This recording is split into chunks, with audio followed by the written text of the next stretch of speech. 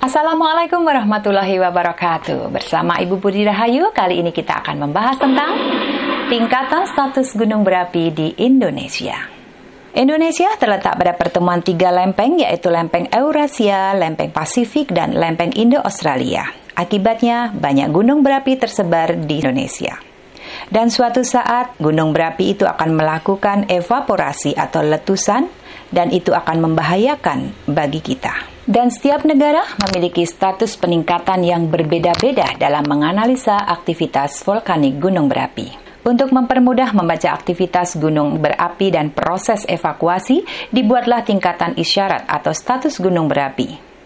Badan Geologi Kementerian Energi dan Sumber Daya Mineral membedakan status gunung api menjadi 4 tingkatan. Level terendah adalah status normal dengan warna isyarat hijau. Level tingkatan atasnya adalah waspada, dan tingkatan atasnya lagi adalah level siaga, dan tingkatan level paling tinggi adalah status awas dengan isyarat warna merah. Secara lengkap, mari kita lihat deskripsi status gunung berapi. Yang pertama adalah status normal. Status normal memberikan makna bahwa tidak ada gejala aktivitas tekanan magma. Level ini merupakan level aktivitas dasar. Tindakannya adalah pengamatan rutin, survei, dan penyelidikan. Level yang kedua adalah level waspada. Ini memberikan makna bahwa ada aktivitas apapun bentuknya. Dan ada peningkatan aktivitas seismik dan kejadian vulkanik lainnya. Juga ada sedikit perubahan aktivitas yang diakibatkan oleh aktivitas magma, tektonik, dan hidrotermal. Tindakannya adalah penyuluhan atau sosialisasi, penilaian bahaya, pengecekan sarana, dan pelaksanaan piket terbatas. Level berikutnya adalah level 3. Level 3 memberikan makna menandakan gunung berapi yang sedang bergerak ke arah letusan atau erupsi. Juga ada peningkatan intensif kegiatan seismik, dan jika kegiatan gunung api terus berlanjut, letusan dapat terjadi dalam waktu 2 minggu.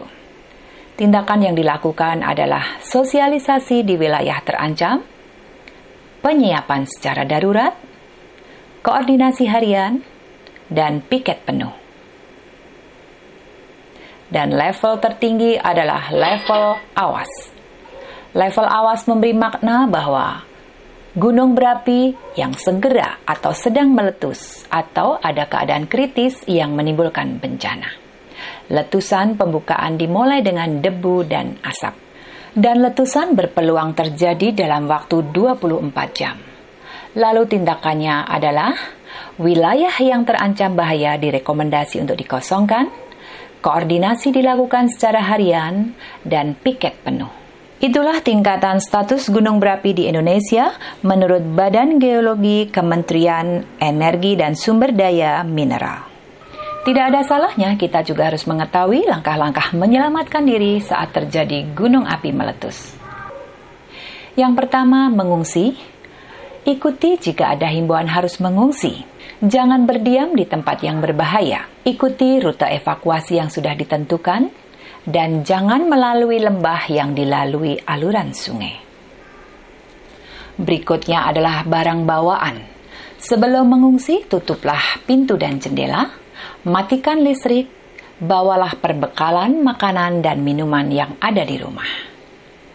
Berikutnya adalah berlindung. Jika terjebak di luar, lindungilah diri dari benda-benda yang disemburkan oleh gunung berapi. Carilah tempat untuk berlindung dan waspadai aliran lahar jika berada di daerah aliran sungai. Karena sungai berpotensi akan dilalui oleh lahar dingin. Dan tentunya tetap siaga diri. Lindungilah diri dari hujan abu dengan memakai baju dan celana panjang, kacamata, masker atau sapu tangan, serta topi. Dan yang terpenting adalah usahakan untuk tetap tenang dan berdoa, karena kalau kita tenang, kita akan bisa melakukan aktivitas dengan baik. Berikut adalah tindakan tanggap darurat bahaya lahar dingin. Tindakan tanggap darurat bahaya lahar dingin meliputi persiapan pribadi, persiapan rumah, dan persiapan kelompok. Pada status normal, persiapan pribadi adalah pelajari dan pahami jenis-jenis bahaya sungai, prosedur tangga bencana sungai, dan prosedur evakuasi. Kemudian persiapan di rumah, pelajari dan pahami jarak rumah dan sungai, menetapkan pola rumah-rumah banjir, dan jangan lupa siapkan penerangan darurat. Persiapan kelompok bisa dibentuk tim siaga tiap RW. Pasang peta jalur petunjuk evakuasi, pelajari dan pahami jalur komando, tugas dan tanggung jawab masing-masing, siapkan perlengkapan tanggung bencana tiap kelompok, dan berlatih secara teratur. Kemudian pada status waspada, persiapan pribadi adalah siapkan tas dan bekal darurat, ketahui jalur evakuasi dan titik kumpul, ketahui pemimpin kelompok evakuasi, dan ketahui keberadaan keluarga.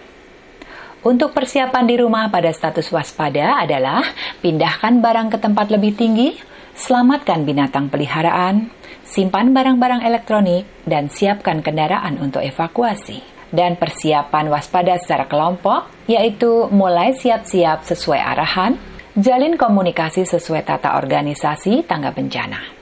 Pastikan bahwa anggota kelompok melaksanakan persiapan pribadi dari rumah masing-masing, lalu cek dan siapkan perlengkapan tanggung bencana dan aktifkan titik kumpul.